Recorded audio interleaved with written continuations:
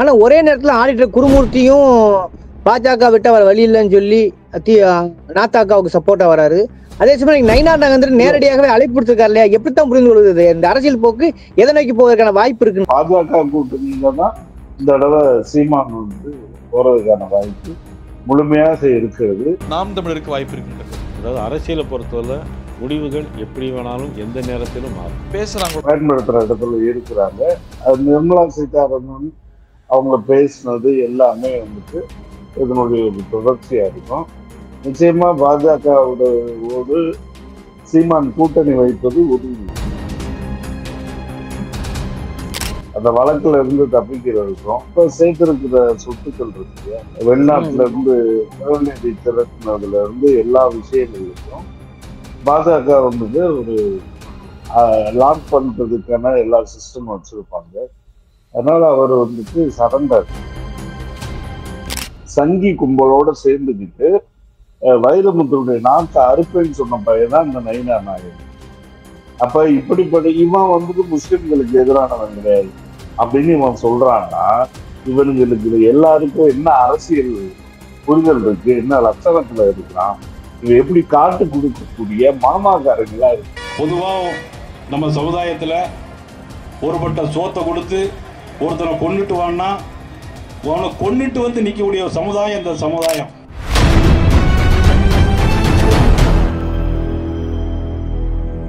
அறக்கழகம் பார்வையாளருக்கு வணக்கம். இன்னைக்கு நம்ம சந்திக்க அரசியல் விமர்சகர் திரு தங்கப்பாண்டியன் அவர்கள். வணக்கம் தோழர். வணக்கம். வணக்கம். ஏன்னா சமீபத்துல கூட்டணி காட்சிகள் மாறுகிறது, கூட்டணியில் ஆட்சியில் பங்குன்னு ஒரு பக்கம் போகுது, இன்னொரு பக்கம் பாத்தீங்கன்னா புதுசா ஒரு விஷயம் பேசப்படும் பொருளா மாறினாக்க நாத்தாக்கா, அதாவது நாம் தமிழர் கட்சியும் பாத்தீங்கன்னாக்க கிட்டத்தட்ட பாஜகவோடு இணைவது போல் தெரிகிறது. நயினார் நாகேந்திரன் பயங்கரமாகவே அழைப்பு விட்டுக்கிறார். அவர் ஒன்றும் தீண்டத்தகாரர் உள்ள பல்வேறு மாறுபட்ட குழுவில்தான் சேர்ந்துருக்க ஒரு அறிவிப்பு பண்ணிட்டு இருக்காரு.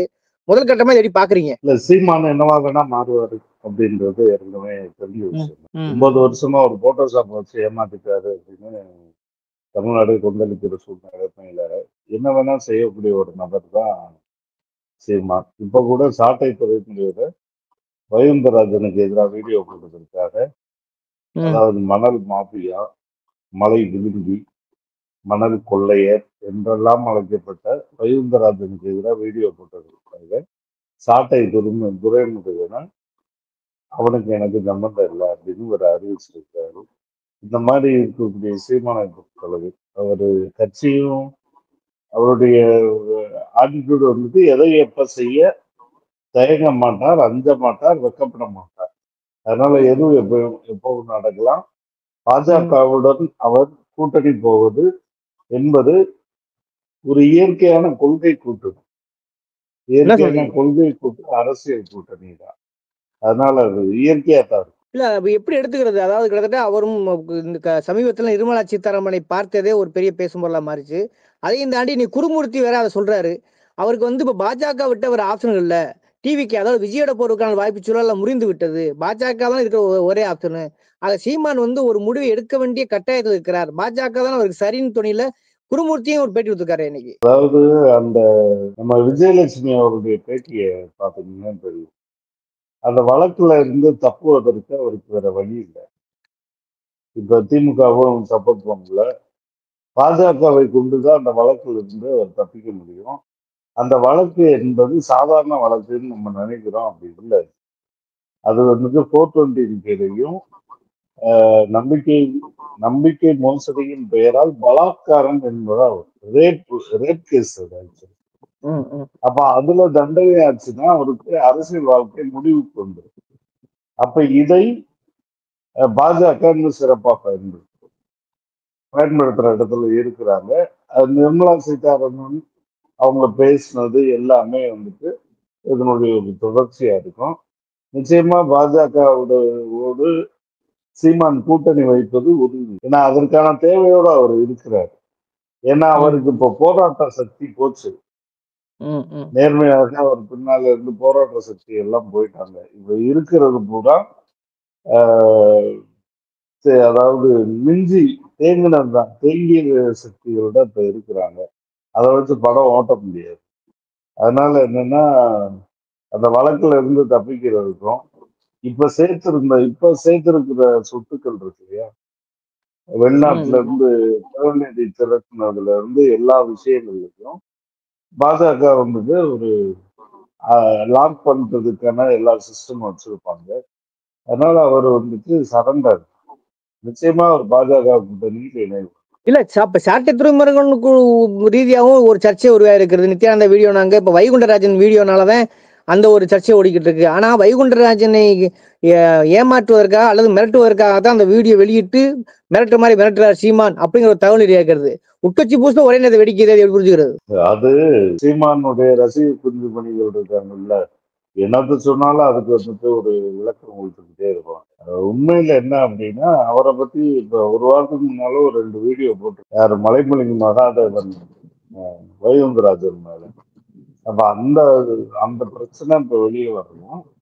அவரு வைகுந்தராஜன் போனில் மிரட்டினதாகவும் நீ காசு வாங்கினவர் பூரா வெளியே சொல்லுவேன்ற மாதிரி அவர் வந்துட்டு இத ஒழுங்கா வீடியோ நீக்கலைன்னா இந்த எல்லா பிரச்சனைகளையும் சொல்லுவேன் அப்படின்ற மாதிரி அவர் மிரட்டின மாதிரி தகவல்கள் கசிக்கும். அதனால அப்படியான சாத்தியங்கள் அது வைகுந்தராஜன் பிரச்சனை தான் இப்போதைக்கு இது ஒரு வெடித்த மணற்குன்ற மாதிரி வெளியே வந்து. அதனால அந்த இப்போதைக்கு இந்த பிரச்சனை சாட்டையை வெளியேற்றுறதுதான் அப்படியான நிலைமை. ஏன்னா அவரால் வைகுந்தராஜன் விட முடியாது.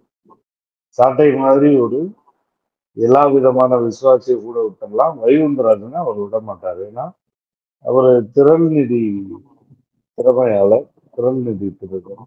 அதனால அவர் இந்த வேலையை தந்தார். இல்ல ஒரே நேரத்துல அதிமுக தான் பேசும் பொருளா இருப்பதை பாஜக தலையிடுவதை பார்க்க முடியுது. சரி, அது பொதுமக்கள் புத்தியில கூட அது ஊர்ந்த ரகசியமா இருக்கிறது. ஆனா ஒரே நேரத்துல ஆடிட்டர் குருமூர்த்தியும் பாஜக விட்டு அவர் வழி இல்லைன்னு சொல்லி நாத்தாக்காவுக்கு சப்போர்ட்டா வராரு. அதே சமயம் நயினார் நாகேந்திரன் நேரடியாகவே அழைப்பு கொடுத்திருக்காரு இல்லையா? எப்படித்தான் புரிந்து கொள்வது இந்த அரசியல் போக்கு எதை நோக்கி போவதற்கான வாய்ப்பு இருக்குன்றீங்க? இல்ல, ஆடிட்டர் குருமூர்த்தி சீமானின் குருமூர்த்தி என்ன சொல்றீங்க? ஆமா, அவர்தான் தினத்தந்தி ஆதித்தன்டே போய் இந்த நம் தமிழர் இந்த பெயரே வாங்கி கொடுத்தவர். அப்ப இருந்து அவர் வழிகாட்டிக்கிட்டே வர்றாரு. சித்தாந்த குருமூர்த்தி அவர். சீமானுக்கு சித்தாந்த குருமூர்த்தி யாரு அப்படின்னா ஆடிட்டர் குருமூர்த்தி. அப்ப அவர் தொடர்ந்து அந்த ஆதரவை கொடுத்து கொண்டு வருகிறார். இப்போதும் கூட சீமான் வந்து பாஜகவுக்கு வருவார்ன்றதுல அவங்க ரொம்ப போராடுது, ரொம்ப ஈஸியா தான் அதை ஹேண்டில் பண்றாங்க, ஃபோர்ஸ் பண்ணாதீங்க. எடப்பாடியிட்ட வந்து திருப்பி பேப்பரை திருப்பி அவர்கிட்ட கை நாட்டு வாங்கிட்டு போயிட்டாங்க. ஆனா சீமான் வாங்கல அப்படின்னா அது ரெடிமேட் சைன்டு, ஏற்கனவே கையெழுத்து போட்டா ஒண்ணுதான் இருக்கு. அதனால அதுல ஒன்றும் ஆடிட்டர் குருமூர்த்தி தொடர்ந்து ஃபாலோ அப்ல இருக்கிறது அப்படின்றது பாஜகவோட அவருக்கு இருக்கிற இயற்கையான கூட்டம். அந்த இயற்கையான கூட்டம் இப்ப நயினார் நாகேந்திரன் அறிவிப்பு பிறகு அது இன்னும் க்ளோஸ் ஆகுது. சீதாராமன் சந்திப்புக்கு பிறகு அது உறுதியாயிடுச்சு. அது என்னால இப்பவே அறிவிக்கலன்னா கொஞ்சம் தள்ளி அறிவிக்கலாம்னு வெயிட் பண்றாங்க. வேற ஒரு பக்கம் வந்து சாரி துமல் வந்து நயினார் நாகேந்திரன் மாமா அவர் அப்படியானவர் கிடையாது, இஸ்லாமிய விருப்பு இல்லாதவர் அப்படின்னு சொல்லி பயங்கரமா விட்டு கொடுத்துருக்காரு, ஒரு இந்துத்துவாதியே கிடையாதுன்னு சொல்றாரு. இன்னொரு பக்கம் என்னோட மாமா வந்து நயினார் நாகேந்திரன் மாமா மச்சான்னு சொல்லி சீமான் டைரக்டா வந்து புகழ்றாரு. இன்னொரு பக்கம் அண்ணாமலையே என் இளவல் தம்பிங்கிறாரு. கிட்டத்தட்ட இது உறவு முறையா போய் ஒருவேளை பாஜக இணைகிறார்களோ, கொள்கை கோட்பாடம் தாண்டி அண்ணன் தம்பி மாமான் மச்சான் என்ற உறவு முறையில் போய் இணைகிறது ஒரு இயற்கையான ஒரு விஷயம் தானே. அதுக்கே நீங்க அரசியல் சாயம் பூசுறீங்கன்னு கேக்குறேன். இல்ல, ரொம்ப நிச்சயமான விஷயம் என்னன்னா, இவனுங்களுக்கு எப்பவுமே அரசியல் தெரியாதுன்றதுக்கு இது ஒரு உண்மை, இது ஒரு ஆதாரம். சரிங்களா? அதாவது பாஜகவுடைய மாநில தலைவரா அவனுக்கு எந்த அரசியலும் கிடையாதான், அவர் வந்துட்டு முஸ்லிம்களுக்கு எதிரானவர் கிடையாதான். எப்படிப்பட்ட அரசியல் ஆராய்ச்சி பார்த்தீங்களா? வைரமுத்து ஒரு ஆண்டாளை பற்றிய கவிதை இப்படி அந்த சங்க பாடல்ல வருதுன்னு சொன்னதுக்கு வைரமுத்து நாங்க எடுத்தேன்னு பேசின அயோக்கியம் தான் அந்த நயினார் நாகேந்திரன். சரிங்களா? இலக்கியத்துல இருந்தா முட்டாப்பையில எடுத்தபடிதான் வைரமுத்து சொன்னதுக்கு இவன் என்ன சொல்றான்னா, சங்கி கும்பலோட சேர்ந்துக்கிட்டு வைரமுத்துடைய நாக்கு அறுப்பேன்னு சொன்ன பையன்தான் இந்த நயினார் நாகேந்திரன். அப்ப இப்படிப்பட்ட இவன் வந்துட்டு முஸ்லிம்களுக்கு எதிரானவன் கிடையாது அப்படின்னு இவன் சொல்றான்னா, இவனுங்களுக்கு எல்லாருக்கும் என்ன அரசியல் புரிதல் இருக்கு, என்ன லட்சணத்துல இருக்கிறான், இவன் எப்படி காட்டு கொடுக்கக்கூடிய மாமாக்காரங்களா இருக்காங்க அப்படின்றதுக்கு இதை விட வேற உதாரணம் தேவையில்லை. அப்ப 3 பேரும் புரோக்கரு. அப்ப புரோக்கர்கள் எல்லாம் ஒண்ணு சேர்ந்து இவர்கள் ஒரு கூட்டணிக்கு போவது என்பது இது அரசியல் ரீதியா இயற்கையானதான் நான் சொல்றேன். இவங்களுக்கு அரசியல்லாம் தெரியாம இல்ல, மக்களை ஏமாற்றுவதற்கு இது மாமாக்களின் கூட்டணியாக இருக்கு.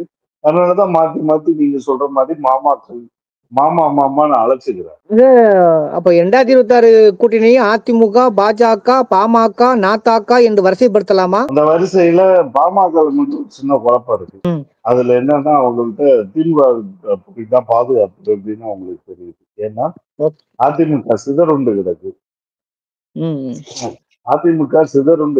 சிதறுண்டு கிடக்குற அதிமுகவுல எடப்பாடி அணி ஏறி உட்கார்ந்து இருக்கிறது ஒரு பெரிய மண்குதிரை. இத பூரா ஈடியை வச்சு சங்கி கும்பல் மேய்க்குது. அதனுடைய விளைவுதான் பாஜகவுடைய கூட்டணி தலைமையை ஏற்றுக்கிற சொல்லி திருப்பி கைப்பாங்க. இறுதியா என்ன ஒரு கேள்வினா, அவர் என்ன சொல்றாரு, நான் தனித்துதான் நிற்பேன், என் சொந்த கால இருப்பேன், கூட்டணி பேச்சுக்கு இடம் சீமான் திராகார்த்தமா அறிவிக்கிறார்ல, அதுல உங்களுக்கு நம்பிக்கை இல்லையா? அப்படி அறிவிக்கிறதுல என்ன முக்கியமான விஷயம் இருக்கு அப்படின்னா, அவர் இந்த முறையை அறிவிச்சா சிலர் வெளிப்படைய வைக்க கூடாது அப்படின்றதாலே நம்ம பல விஷயத்த பேசுறது இல்லை. சீமான் இதுவரைக்கும் தனிச்சு நின்னது எல்லாமே திமுகவுக்கு வேலை பார்த்தது. சரிங்களா? அப்போ ஒரு நம்பிக்கை இருந்துச்சு, இல்லையா? கேஸ்ல உதவி சொல்லுவாங்க, அது இதுன்னு சொல்லுவாங்க. அதெல்லாம் நடக்கலன்னு தனித்து நிற்கிறத விட முடியாது, இல்லையா? அது ஒண்ணுதான் வாய் சொல்றாரு. அது ஒண்ணுதான். அதை ஒன்ன வச்சுதான் பொழப்பு ஓடிட்டு இருக்கு, இல்லையா? ஏன்னா பிரபாகரன்ற பிழைப்பும் போட்டோஷாப்னு அடியாயிட்டனால இப்ப தனித்து நிக்கிறதுன்ற ஒண்ணு வச்சுதான் பொழப்பு ஓடிட்டு இருக்கு. இந்த தடவை தனிச்சுன்னா அதுவும் திமுகவுக்கு தான் சார். அதனால என்னன்னா வேற வழியே இல்லைன்ட்டு. அது மட்டும் இல்ல, இப்ப பாஜக வலுவா சிக்கியிருக்காரு சீமான். அவங்க இந்த திறன் நிதி வெளிநாடுகள்ல இருந்து திறன் நிதிய அவன் எப்ப வேணா இது யுஏபிஏ கீழே கொண்டு வந்துடலாம். அதாவது பயங்கரவாத தொடர்புன்னு சொல்லி அவன் எப்ப வேணா கொண்டு வந்து உள்ள தள்ளுவான். சரியா? அவன் அந்த திறல் நிதி நிதியிலேயே ஒரு மண்டையை பிடிச்சுட்டா வச்சிருக்காரு. அதனால எப்ப வேணா ஒரு உள்ள தள்ளலாம். அந்த நெருக்கடி மிரட்டலோடு தான் சீமான் வந்துட்டு மாநில சுயாட்சி பத்தி கூட பேசுறாரு. மாநில சுயாட்சியவே பேசுறாரு. அதுக்கு திரும்ப மாநில சுயாட்சி மாநாடு நடத்திட்டாரு. பல்வேறு கட்சிகள் மாநில சுயாட்சி மாநாடு நடத்திட்டாங்க. இந்த திறல் நிதி திருடன் மாநில சுயாட்சி மாநாடு கூட நடக்கிறது. ஏன்னா அந்த அளவுக்கு அந்த திறல் நிதியில மாட்டிருக்காங்க. அவங்க எப்படாம ரெடியா இருக்கிறாங்க. அதனால என்னன்னா இந்த கூட்டணியில பாஜக கூட்டணியில தான் இந்த தடவை சீமான் வந்து போறதுக்கான வாய்ப்பு முழுமையாக இருக்கிறது. நீங்க இந்த தனிச்சு நிற்கிறது அதெல்லாம் வந்து அது ஒரு போட்டோஷாப் மாதிரி. அது எதுக்கு அப்படின்ற விஷயங்கள்லாம் திரும்புறாரு. அடுத்த சுற்றுகள்ல வெளியே வந்திருக்கு. இப்பதாங்க ஒவ்வொன்றா வெளியே வந்திருக்கு. போட்டோஷாப் வெளியே வந்திருக்கு. குருமூர்த்தியார் வெளியே வந்திருக்கிறாரு. குரு தான் குருமூர்த்தி அப்படின்னு வைகுந்தராஜனே வெளியே வந்திருக்கிறாரு. இது எல்லா விஷயங்களும் வெளியே வருது இல்லையா? அப்ப சீமான அதை சீக்கிரம் தெரிஞ்சுக்கலாம். நிர்மலா சீதாராமனை சந்திச்சிருக்கிறாரு. முழு சங்கியாக மாற்றிட்ட உதாரணம் ஆதாரங்கள் எல்லாம் மாற்றின பிறகு அவர் இந்த அளவு தனிச்சு நிற்பார்னு நினைக்கிறது நிச்சயமா பாஜக. கடந்த கால வரலாறு முழுக்க சொல்றீங்க. அவருடைய திசைவெளி போக்கு நிச்சயமாக பாஜகவால் தான் முடியும் நீங்களும் சொல்றீங்க. குருமூர்த்தியும் அதைத்தான் சொல்றாரு. நயனானந்தன் அதை நம்பித்தான் அழைப்பு எடுத்துக்கிறாரு தான் சொல்லிக்க முடிகிறது. அது அப்படியே மக்கள் பார்வைக்கு விட்டு விடுகிறேன். இந்த விவாத சொல்ல அறக்களத்துக்கு நேரம் ஒதுக்கி ரொம்ப நன்றி சார். நன்றி.